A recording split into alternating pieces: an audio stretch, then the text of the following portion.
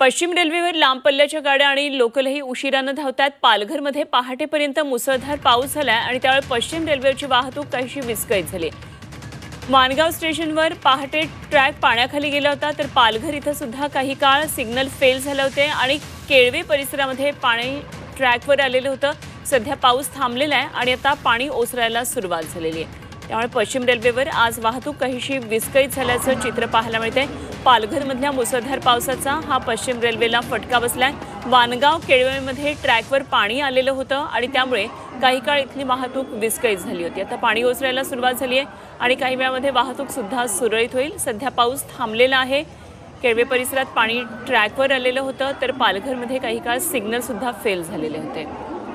हर्षद पाटील आमचे प्रतिनिधी या सर्व घडामोडींवर लक्ष ठेवून आहेत। थेट जाऊया हर्षदकडे। हर्षद, काय नेमकी पावसाची परिस्थिती आहे, कारण याचा पश्चिम रेल्वेला फटका बसलेला आहे। कशा पद्धतीने नेमकी सध्याची पावसाची परिस्थिती आहे? रात्रभर पाऊस हा जो मुसळधार पाऊस पालघर आणि परिसरामध्ये झालेला आहे, विजांचा गडगडाट मोठ्या प्रमाणात होता। मात्र पहाटेपासून पावसाने उसंत घेतली, आता पाऊस थांबलेला आहे।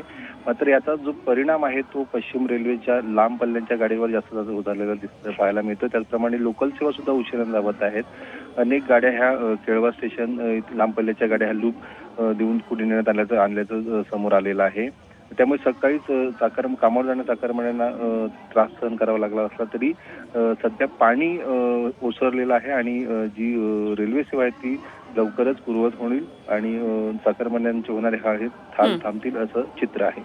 ठीक, धन्यवाद हर्षद, दिलेल्या या सगळ्या सविस्तर माहितीसाठी। हर्षद पाटील आमचे प्रतिनिधी आपल्या बरोबर होते।